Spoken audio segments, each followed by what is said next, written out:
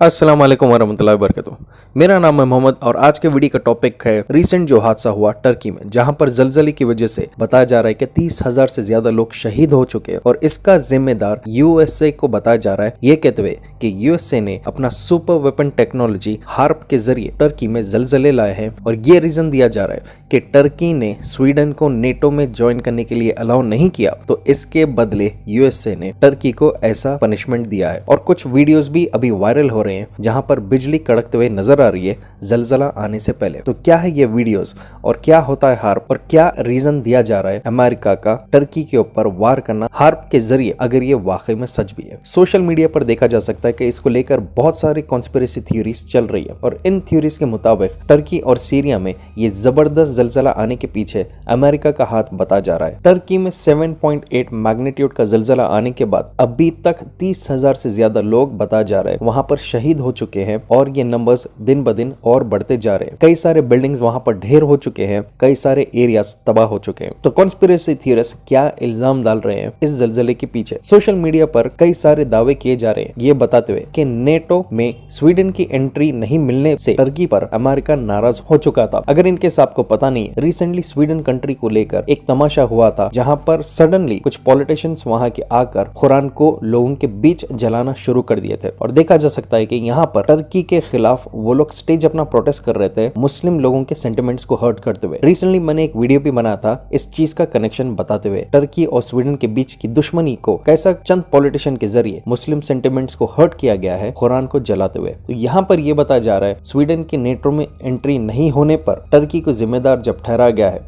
तो अमेरिका इस चीज से काफी नाराज है और इसी के बदले अमेरिका ने टर्की में एक जलजला क्रिएट किया उसके सुपर वेपन टेक्नोलॉजी हार्प के जरिए। ट्विटर पर कई सारे वीडियोस ऑलरेडी अपलोड हो चुके हैं लोगों की तरफ से ये बताते हुए कि इस जलजले के पीछे हार्प टेक्नोलॉजी यूज किया गया है। और ऐसा ही एक वीडियो अपलोड किया गया है जिसमें देखा जा सकता है कि जलजला आने से कुछ वक्त पहले आसमान में कुछ अजीब किस्म के बिजलियां चमक रही थी और वीडियो अपलोड करने वाले का दावा यह है कि नेचुरल जलजला आने से पहले आसमान में बिजली नहीं चमकती है और यहाँ पर यही रीजन दिया जा रहा है कि हार्प टेक्नोलॉजी के वेव्स रेडिएशंस आसमान से जब उतर रहे थे तो उसकी वजह से वहां पर बिजली कड़कना शुरू हुई, जिसकी थोड़ी देर के बाद जलजले टर्की में बहुत भयानक आने लगे। और ऐसे ही वीडियोस बताकर कई कॉन्स्पिरेसी थियरिस्ट ये कह रहे हैं कि यही प्रूफ है कि हार्प को यूज किया गया था टर्की में जलजला लाने के लिए। अब देखते हैं कि आखिर हार्प है क्या और कैसा ईरान के प्रेसिडेंट ने भी कहा था कि अमेरिका हार्प इस्तेमाल करता है अपने दुश्मन जमीन पर हमला करने के लिए। हार्प अलास्का में एस्टैब्लिश हुआ था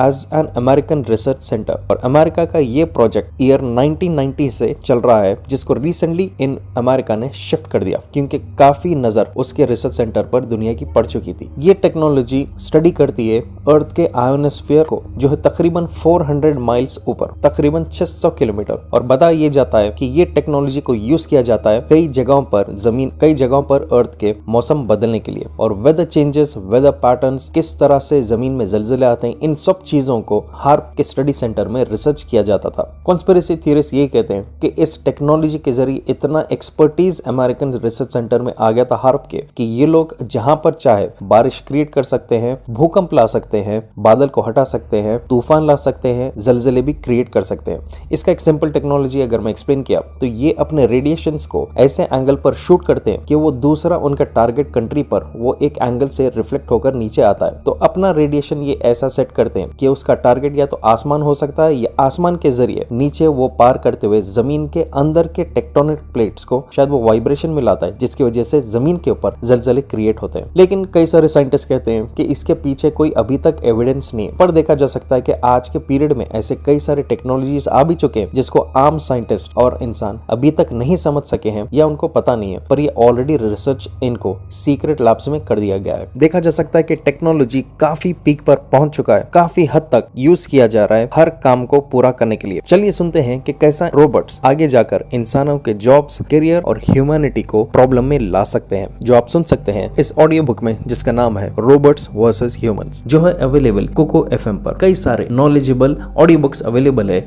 इंडिया के leading audio platform Kuku FM पर, जो काफी मेरे लिए और साथ ही साथ आपके लिए भी फायदेमंद होगा, जिसको 2.3 मिलियन से ज्यादा एक्टिव पेड सब्सक्राइबर्स यूज कर रहे हैं अपनी नॉलेज गेन करने के लिए। और ये इंटरफेस काफी आसान है इस्तेमाल करने के लिए, जहां पर ऑडियो बुक्स अवेलेबल है आपके अपने रीजनल लैंग्वेजेस में इंक्लूडिंग हिंदी और इंग्लिश। इस ऐप में बहुत सारे फीचर्स भी मिलेंगे जैसे कि ड्राइव मोड, स्लीप टाइमर और साथ ही साथ सेव नोट फीचर्स जो मैं इस्तेमाल करता हूँ जब भी मुझे कुछ नोट्स बनाना है ऑडियो बुक को सुनते हुए। और ये वक्त बहुत ही जबरदस्त है सब्सक्रिप्शन लेने के लिए और नॉलेज गेन करने के लिए, क्योंकि इस वक्त कोको एफएम प्रोवाइड कर रहा है एक एक्सक्लूसिव 60% डिस्काउंट फर्स्ट मंथ के सब्सक्रिप्शन पर, जो होता है सिर्फ ₹39। और इसका फायदा उठाने के लिए नीचे मैंने दिया है मेरा कूपन कोड और साथ ही साथ इसका डाउनलोड लिंक आपको डिस्क्रिप्शन और पिन कमेंट में मिल जाएगा। तो क्या पहली बार हुआ है शक हार्प टेक्नोलॉजी का दूसरे देश में जलजला, भूकंप या कोई भी हादसा को लेकर? तो क्या पहली बार हार्प पर शक किया जा रहा है? देखा जा सकता है कि इससे पहले भी कई बार हार्प पर शक किया गया है और साल 2010 में पाकिस्तान में एक बहुत भयानक बाढ़ आई थी और उस वक्त के ईरान के प्रेसिडेंट महमूद अहमदीनेजाद ने कहा था कि इसका जिम्मेदार अमेरिका का हार्प टेक्नोलॉजी है। और इससे पहले भी जापान में जो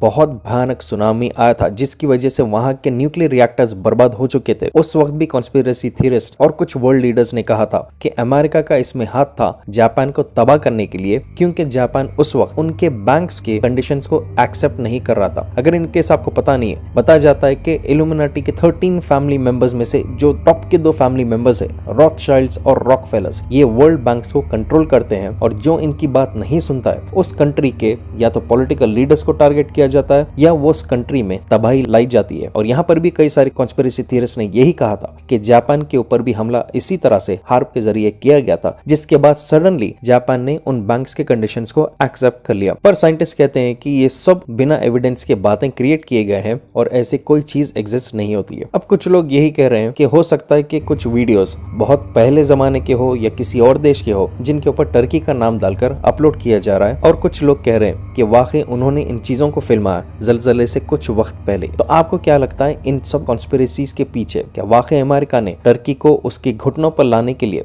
वहां पर तबाही मचाई, वहां के इंफ्रास्ट्रक्चर और लोगों को बर्बाद किया, या ये वाकई में एक नेचुरल टेक्टोनिक प्लेट्स का हादसा है? क्योंकि ऑलरेडी टर्की और कई सारे अलग कंट्रीज में जलजले आने के कई चांसेस बहुत जमाने से रह चुके हैं। आप इसके बारे में अपने हिसाब से नीचे कमेंट करिए। अगर आपके पास कोई भी कंट्रोवर्शियल टॉपिक्स या वीडियो क्लिप्स है तो आप मुझे इस व्हाट्सएप नंबर पर भेज सकते हैं। और अगर आप नए मेरे चैनल पे please make sure to subscribe और शेयर कीजिए इस वीडियो को जितना हो सके। जब तक इंशाल्लाह I will be back soon again. Take care and अल्लाह हाफिज। So make sure Kuku FM download कीजिए, लिंक मैंने नीचे डिस्क्रिप्शन में दे दिया है।